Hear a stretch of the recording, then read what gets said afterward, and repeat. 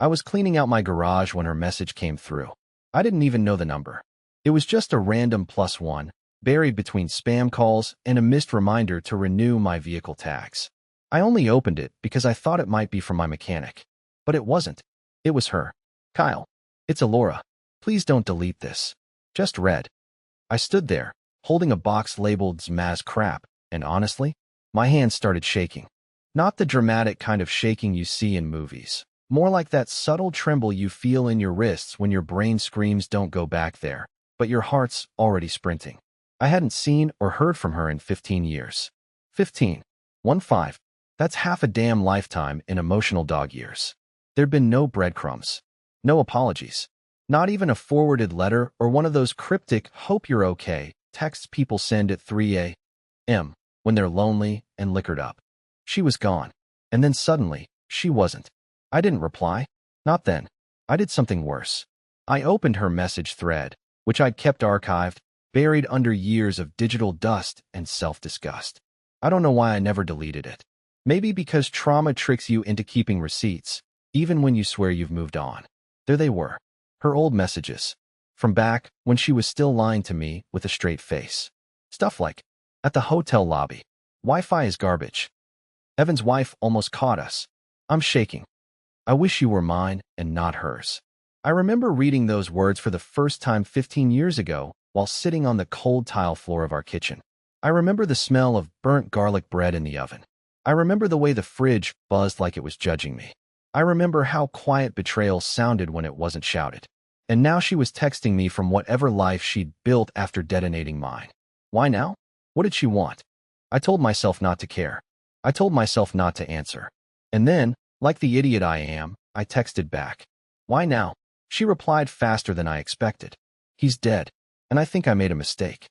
I dropped the box, the one with the Christmas crap in it, because somehow, those words hit harder than the original betrayal. I didn't answer her right away.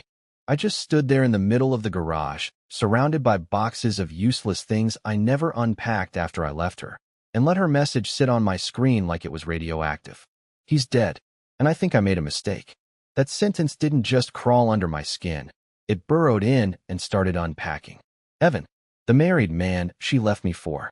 The man she risked everything for. The man whose shadow she let linger in every room of our house until I finally walked out the front door and didn't look back. I never even met him. All I knew was what I read in those messages all those years ago. How she described him like he was some tragic, misunderstood soul with a perfect smile and a heart too big for one woman. She never talked about how he had 3 kids, or a wife, or how she became the other woman without ever admitting it out loud. I didn't want to respond. I didn't want to ask questions. But of course I did. I typed, "So what? You won. You got him. Now you're grieving?" She read it instantly. 3 dots appeared, then disappeared, then came back. "You don't understand. He didn't leave his wife. He never planned to. I found that out years ago." I blinked at the screen like it had glitched. Wait, what? I assumed she had followed her fantasy, married the guy, moved to a new state, started a shiny new life while I was busy scraping mine off the floor. But no, turns out she wasn't the love of his life. She was just another secret in his phone, a story that never left the hotel room. I didn't know whether to laugh or feel sick, so I laughed. One of those bitter, I knew it, laughs that taste like vinegar. And then I hit her with it. "So you blew up our marriage, ghosted me for 15 years for a man who never chose you." She answered faster than before. "I didn't ghost you. I thought you'd hate me forever, and I didn't know how to fix it." Fix it? 15 years later, and she thought this was something fixable? I left the garage, went inside, sat on my couch, and stared at nothing for a long time. The part that really got to me wasn't that he never left his wife. It wasn't that she was cheated on after cheating with him. It was that her first instinct, after Evan died, was to message me. Me, the man she lied to, betrayed, erased. And I realized something I'd never wanted to admit. She never reached out because she loved me. She reached out because the one man who made her feel special was gone. And now she was circling back to see if her backup plan still worked. And yeah, maybe I should have blocked her right then. Maybe I should have deleted her number and gone back to pretending she didn't exist. But instead, I said the one thing I didn't expect to come out of my own mouth. "Tell me everything." I don't know why. Maybe I needed to hear how much worse it got. Maybe I wanted to watch her burn a little in the ashes of the life she chose. Or maybe, deep down, I still wanted answers to the one question I never asked. Why wasn't I enough? She replied within minutes. Then you need to know what happened the night he died, and what I found after. And just like that, she had me again. Not romantically, not emotionally, but hooked. Because no matter how much I told myself I was done with her, I wasn't done with the truth. And I had a feeling I wasn't ready for what came next. She called me. I should have ignored it. I should have let it ring and die the way she let our marriage die, quietly, without ceremony. But my thumb hovered for too long, and suddenly I heard her voice for the first time in over a decade. Older, softer, still sharp enough to draw blood. Before you hang up, she said, skipping the hello, you need to know that Evan didn't just die. He was murdered. I didn't say a word. I didn't breathe. Because the last time I'd heard her voice, she was sobbing and asking me to be reasonable after I found the photos. She was standing in our living room, wearing the same dress she'd worn to one of their business dinners, trying to convince me that it wasn't what it looked like, while his name sat at the top of her call history. Now she was calling me out of the blue, 15 years later, to tell me her affair partner was murdered? Elora, I finally said, slowly. Why the hell are you calling me with this? You think I'm going to feel sorry for you? No, she whispered. I think you're the only person who might believe me when I tell you I think his wife did it. That's when something twisted in my chest. Because in all those messages I found back then, Evan's wife was always the villain in their fantasy. Cold, distant, too focused on the kids. Elora had painted herself as the light he was drawn to. But now she was suggesting the woman he stayed with for 15 years had snapped? I shouldn't even be talking to you, she said, voice low like she was hiding in a closet. But when they questioned me, I realized how bad this could get. My stomach turned. They questioned you? I was the last person he saw alive. He texted me to meet him behind his office. I went. I didn't even think. I was stupid. I still loved him. I wanted to scream at her, to hang up, to remind her that I was the one who loved her, that she never gave me a chance to fight for us. But instead, I just listened, because something in her voice wasn't just scared. It was cracked. Off. They found his body in his car the next morning. Locked doors. Blunt force trauma. No witnesses. But here's the thing, Kyle, his phone was missing. And so was mine. Someone took it. Someone who knew where we were. Someone who wanted to make it look like I did it. The silence between us lasted too long. She waited. I didn't know what to believe. I wanted her to be lying. I needed her to be lying. But then she said the words that made my stomach ice over. And when I finally got into my email last week, after 15 years of never touching it, I found something he never meant for me to see. A folder. Hidden. Full of things about you. I sat forward on my couch like I'd been shocked. What do you mean about me? Emails. Screenshots. A photo of you. A copy of our divorce filing. He had it all saved. Like he was watching you. Like he wanted to make sure you never came back. I felt the world tilt. None of that made sense. Why would Evan care about me? He won. He had her. I was the ghost, not the threat. Unless he knew something I didn't. Unless there had been more than just betrayal going on. Elora, I said carefully. You need to send me that folder. Everything in it. Now. I already did, she said. Check your email. And Kyle, please. If I go down for this, I want someone to know the truth. Then she hung up. No goodbye. No apology. Just that heavy, unfinished silence again. And a few seconds later, my email pinged. One folder. One subject line. In case something happens to me. I didn't want to open it. But I did. And the first file was a photo I'd never seen before. Me, at a gas station, 15 years ago. Taken from across the street. And I wasn't alone in it. I was with someone I didn't even recognize. At first, I thought the image was doctored. I stared at the man standing beside me at the gas station like my brain was trying to paste a memory on top of a complete blank. He was tall, dark hair, wearing a gray jacket. Plain, forgettable. But the angle of the photo was strange. It wasn't taken casually. It was the kind of photo people take when they're following you. Framing. Watching. Waiting. The timestamp said 2009. It had been taken just 2 weeks after I walked out on Elora. I kept zooming in on the guy's face, hoping something would click. But I swear, he meant nothing to me.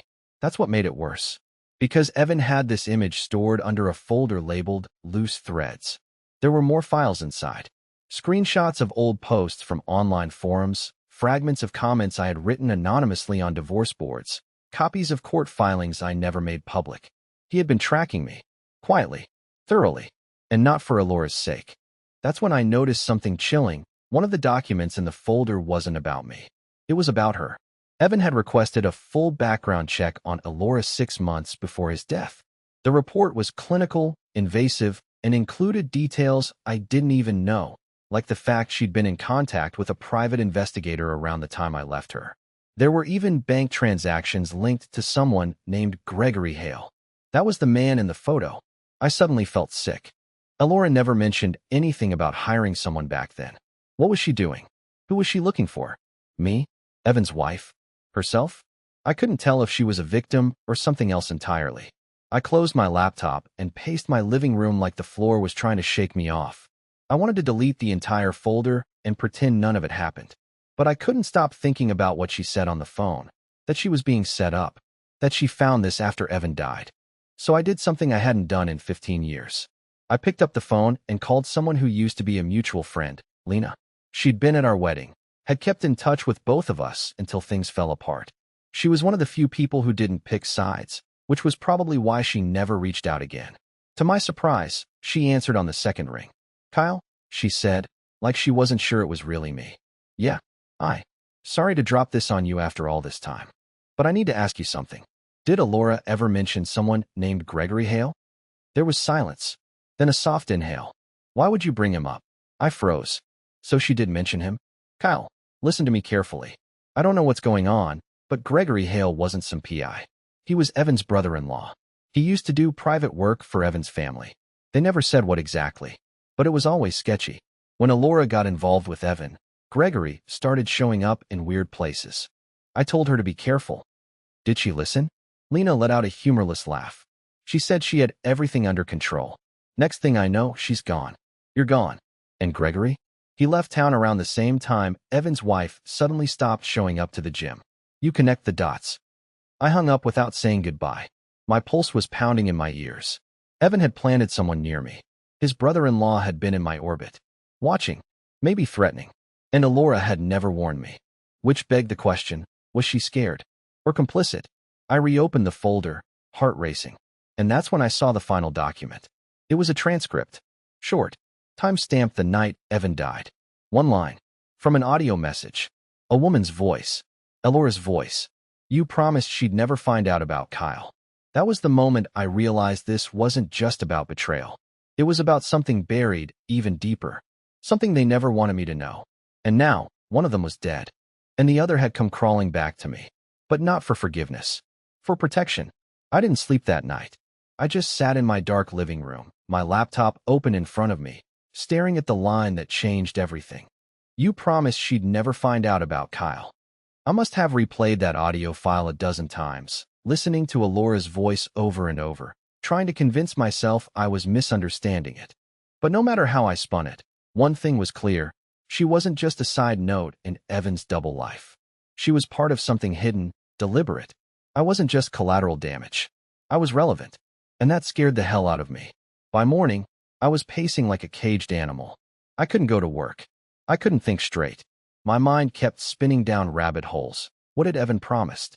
What was he hiding from his wife? And more importantly, why was I the one they needed to hide? I called Alora. I didn't bother texting. I needed her voice. I needed to hear the cracks in it. She answered after 3 rings, her voice flat, like she'd been waiting. I listened to it. I said quietly, "The recording." She didn't ask which one. She already knew. "Then you know I didn't kill him." "That's not what I said," I snapped. "But you didn't just cheat on me, Alora. You lied about what I meant to him. About what you meant to him. What the hell were you two involved in? What does this have to do with me?" She exhaled, long and slow. "I didn't want you to ever find out." I laughed bitterly. "Oh, great. That clears everything up." She spoke slowly, like she was unraveling something she'd kept knotted for years. "When I started seeing Evan, it wasn't supposed to be serious. It started like most affairs do, reckless, exciting, all-consuming. But somewhere along the way, he started using me. I didn't realize it at first. I thought I was special to him. But I found out later that he was feeding me things. Asking me about your job. About where you kept certain files. About your clients. My stomach dropped. What? You were working on that logistics contract with the Federal Port Authority, remember? The one with restricted access? Her voice shook now. He wanted details. At first, I didn't think anything of it. I thought he was just curious. But then he started asking for specifics. Routes, schedules, contacts. I felt the blood drain from my face. That job had been short-term, but sensitive. I'd signed NDAs, security briefings. I was a glorified paper pusher, but the information I handled had value, especially to the wrong people. You gave him intel, I said slowly, barely able to get the words out. I didn't know what he was doing with it. I swear. I thought I was proving myself. I didn't realize I was a pawn until it was too late. And by then, he had it all. And when I tried to pull away, he made it clear I couldn't. I collapsed onto the couch, the air punched out of my lungs. This wasn't just betrayal. It was espionage. It was illegal. And I had no idea I'd been dragged into it. Elora, why didn't you warn me? Why didn't you go to the police? He threatened to destroy you, Kyle, she said, her voice suddenly raw. He had your name on documents, your email connected to dummy accounts. If anything came to light, it would have looked like you were leaking intel, not me. That's why I left without a word. That's why I didn't try to explain. I thought the only way to protect you was to disappear. I didn't know what to say. I'd hated her for so long. I'd replayed her betrayal in my head until it was part of my DNA. But now she was telling me that her silence hadn't been abandonment. It had been self-preservation. Or worse, protection. But I still didn't trust her. Why come back now? I asked. Why dig all this up after 15 years? She hesitated. I heard the sound of a car door slamming in the background. Because someone's following me again. And I think Gregory's back. And if he finds out I sent you those files. The line went dead. Just like that. No static. No goodbye. Just silence. The same silence that started all of this 15 years ago. Only this time, I knew for sure someone was still out there. And they weren't finished with either of us. I sat there with the dead phone in my hand, staring at the screen like it owed me answers. No dial tone. No call ended. Just silence. The kind that swallows everything after a shock. I tried calling her back. Once. Twice. Straight to voicemail. I wasn't even sure what I'd say if she picked up. Maybe that I hated her. Maybe that I believed her. Maybe both. But the longer I sat there, the more something felt off. She'd sounded rushed, nervous. Her voice had shifted, right before the line cut out, like she'd seen something. Or someone. I replayed every word she said. If Gregory finds out I sent you those files. It wasn't just a warning. It was a goodbye. I grabbed my keys. I told myself I wasn't going to do anything stupid, just drive by her last known address, see if the lights were on. Just look. But I didn't make it that far. Because when I stepped outside, I stopped cold. There was a mark on my front door. A fresh one. Not paint. Not a dent. A word, scratched in with something sharp. Run. I stared at it so long I didn't notice the air had changed. The air around me suddenly felt watched. No sound of cars. No wind. No birds. Just that oppressive weight in my chest I hadn't felt since the day I left her 15 years ago. Someone had been here. And they wanted me to know it. I backed away from the door like it might explode. This wasn't paranoia anymore. This wasn't heartbreak. This was something darker. Something that had always been hiding beneath the betrayal.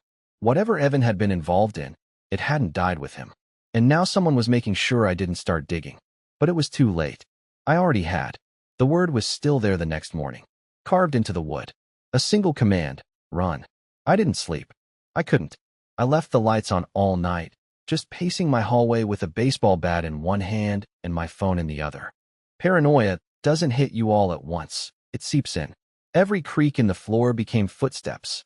Every parked car felt like it was waiting for me to open the front door and step into something I wouldn't walk away from. And through all of it, Elora still hadn't called back. I tried messaging her again. Nothing. I emailed. I even tried contacting the account she'd sent the files from. Gone. Wiped. Like she never reached out at all. And I knew what that meant. Either she ran again, or someone erased her. By noon, I was in my car, driving aimlessly. I couldn't stay home. I couldn't sit still. So I did the one thing I thought I'd never do again. I drove to the last place I saw her. Not her apartment, not the office where she used to work. I drove to the parking lot of that hotel. Their hotel. The one I'd found in the photos years ago. The one where she'd smiled for Evan like he was her entire world, and I was just the man who watered her plants and paid the rent. I parked across the street. I didn't know why I was there. Maybe part of me thought I'd see her. Maybe I thought this whole thing was some drawn-out performance, and she'd come out of the lobby laughing, saying, "Got you." That's what 15 years of silence gets you. But all I saw was an old building, half the neon burned out, the sign leaning to one side like it gave up years ago. And then I saw him, standing next to a silver SUV. Gray jacket, dark hair. Same man from the gas station photo. The one Evan had been keeping tabs on. Gregory Hale. I ducked.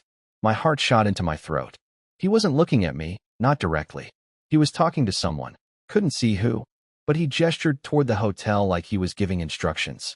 I watched him hand over a small envelope, nod once, then get into the SUV and drive off like nothing about this was abnormal. Like he hadn't just threatened my life through a scratched word on my door. I should have left it alone. I should have turned the key in my ignition and gotten the hell out of there. But I waited. I waited until the person he was talking to went back inside the hotel. I followed them.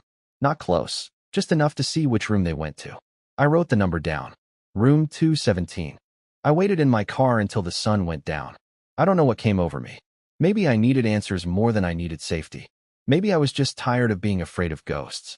But at 9:47 p.m., I walked into that hotel like I was on autopilot, past the front desk, took the stairs, and stood outside room 217 like it was a courtroom, and I was ready for sentencing. I knocked. A long pause. Then the door opened. And it wasn't Alora. It was her, Evan's wife. Older, thinner, but unmistakable. The same woman I saw in those old Facebook photos all those years ago. She stared at me for a moment like she was trying to place me. Then her eyes narrowed.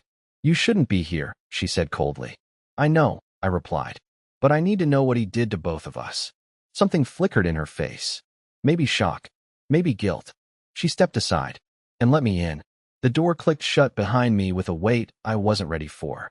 I stood there in that small, dimly lit hotel room, every muscle in my body locked up, ready for anything except what actually happened next. She didn't scream. She didn't threaten. She didn't even ask how I found her. Evan's wife. Her name was Dana. Just sat down in the chair by the window, folded her hands in her lap, and said, "You deserve the truth. All of it." I didn't move. I didn't speak. I think I was scared that if I opened my mouth, I'd lose my nerve. So I just nodded. "I knew about Alora long before he died," she began. "He wasn't good at hiding things. The late nights, the perfume on his clothes, the hotel receipts. But I didn't leave. I stayed for the kids, for the illusion. But I also started watching him." She opened a drawer and pulled out a worn folder. Not digital this time. Not encrypted or hidden behind firewalls. Just paper. Photos. Notes. Receipts. She slid it across the bed. "I hired Gregory," she said. "He wasn't some shadowy operative. He was family. Messy family. But he had connections. I wanted to know how far Evan's lies went. And that's when I found out about you." I stiffened. "Me?" She nodded. "He was obsessed with making sure you never came back. He tracked your job, your address, even who you spoke to after Alora left. He hated you, not because you were in his way, but because she still loved you." Those words hit harder than I wanted to admit. "She never stopped asking about you," Dana continued. "Even when she stayed with him, even when she should have moved on, she kept tabs on you. And I think Evan knew that deep down, he would never have her completely." I sat down slowly, the weight of 15 years crashing down all at once. "But he didn't die because of Alora," she said, looking straight at me. "And not because of me. He made enemies doing things neither of us fully understood. That night, it wasn't a crime of passion. It was a message. And Gregory, he's not behind it either. He's been trying to protect what's left of our family's name." I finally found my voice. "So why warn me? Why now?" "Because Alora's missing," Dana said quietly. "And you're the only person she might still trust if she's alive." I froze. "She left me a letter," she continued. "Said if anything ever happened, she'd sent you the truth. And if she was lucky, you'd know what to do with it." I stared down at the folder. Everything I needed to finally close the wound was inside. But that wasn't what made my chest tighten. It was the realization that she'd never stop trying to fix what she broke. Not really. Even if she vanished, even if I never saw her again, she had tried to make it right. I left that room different. I didn't have all the answers. I didn't know if I'd ever see Laura again. But for the first time in 15 years, I wasn't stuck in the past. I wasn't a broken man defined by betrayal. I went home, changed my locks, painted over the scratch on my door. I got a new phone, a new number, and a few days later, a postcard arrived in my mailbox. No return address, no message, just a photo. A beach I'd once told Laura I wanted to retire on someday. On the back, one sentence: "You were always enough." I smiled for the first time in a long, long time. Maybe I didn't get the ending I expected, but I got peace. And after everything she put me through, that was enough.